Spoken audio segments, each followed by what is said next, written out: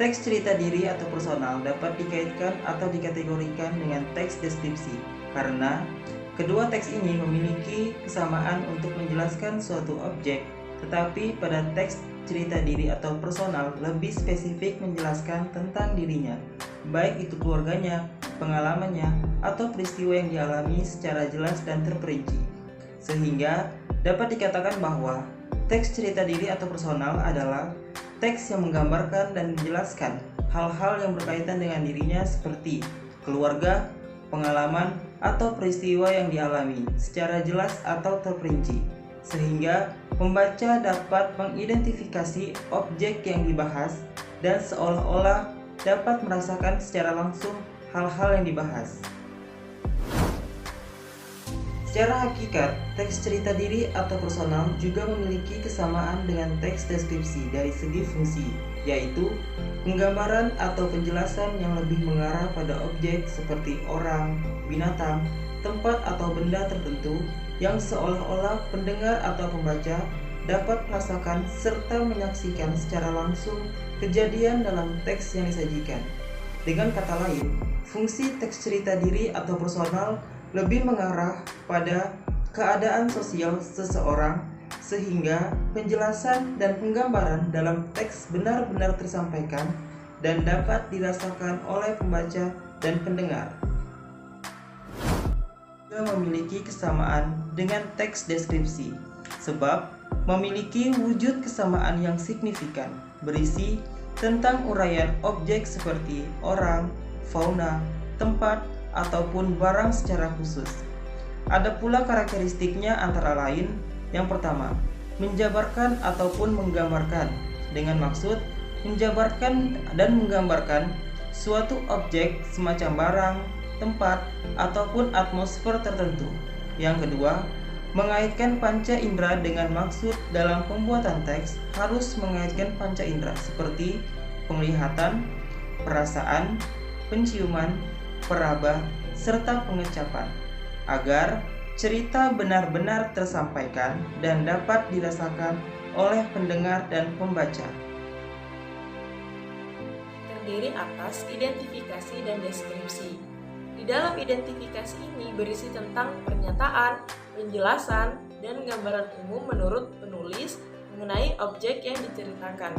Sedangkan deskripsi di dalamnya berisi tentang gambaran dari hasil tanggapan, pemikiran, pengalaman, serta sudut pandang dari seorang penulis yang dituangkan ke dalam teks secara jelas, detail, dan terperinci terhadap objek yang dijelaskan. Yang pertama yaitu menentukan tema atau topik yang tepat yang nantinya akan menjadi dasar dalam pengembangan dan penyampaian informasi terkait dengan objek yang akan dibahas dalam teks cerita diri. Yang kedua yaitu mengidentifikasi terkait objek yang akan dibahas dalam teks. Yang ketiga yaitu diperlukannya sebuah data ilustrasi terkait dengan objek yang akan dibahas dalam teks cerita diri, seperti angka, gambar, maupun grafik. Yang keempat yaitu menentukan pola yang tepat untuk kesesuaian dan keterkaitan antara gagasan yang satu dengan gagasan yang lainnya yang akan dibahas dalam teks cerita diri.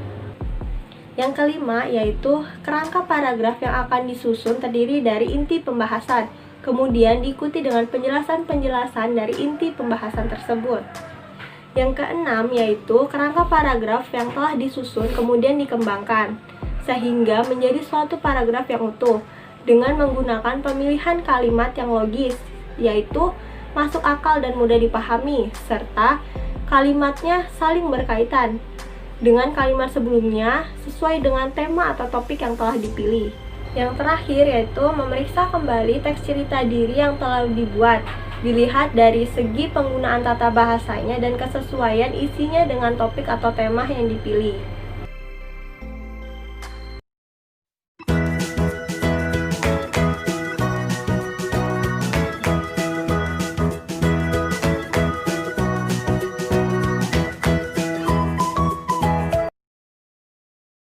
Teks laporan hasil pengamatan adalah teks yang berisi tentang suatu yang berdasarkan fakta-fakta hasil pengamatan secara langsung di lapangan sehingga memperoleh data atau informasi yang akurat dan dijelaskan secara rinci dalam bentuk teks.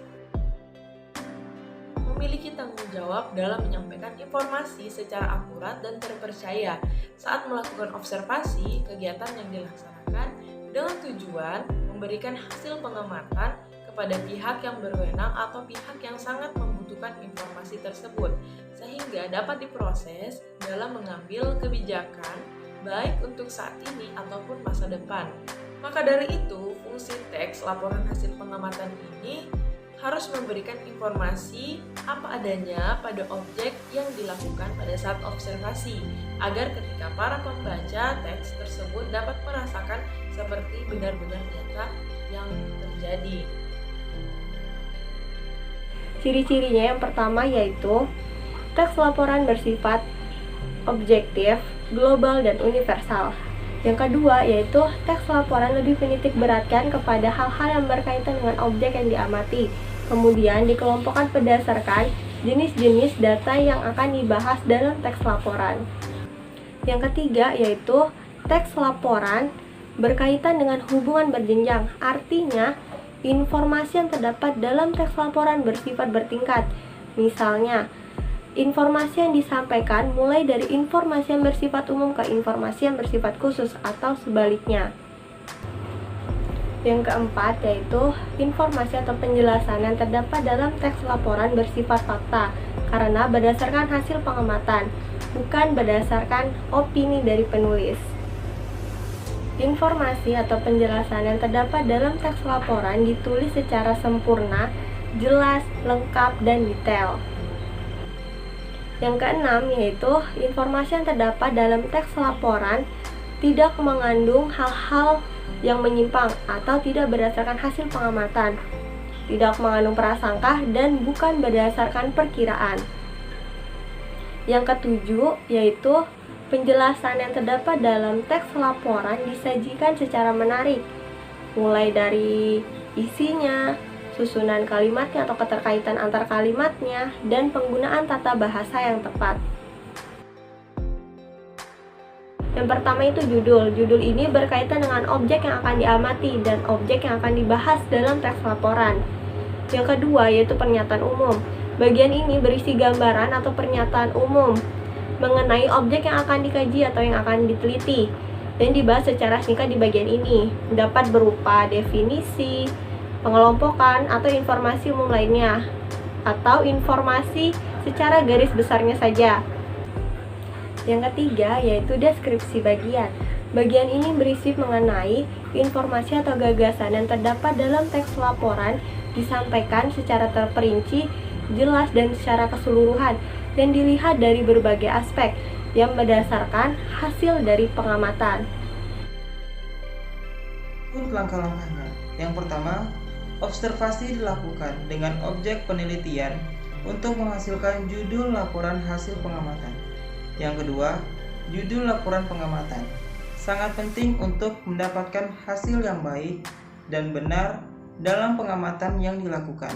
Yang ketiga, menyusun kalimat pembuka yang diperuntukkan agar pembaca dapat mengetahui apa yang akan dibahas di dalam teks laporan hasil pengamatan.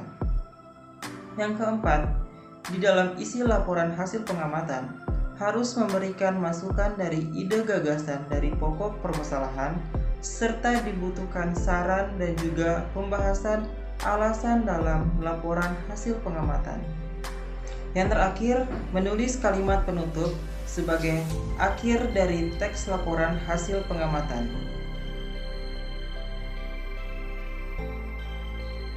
Bahas tentang inti kegiatan dari pembelajaran tersebut.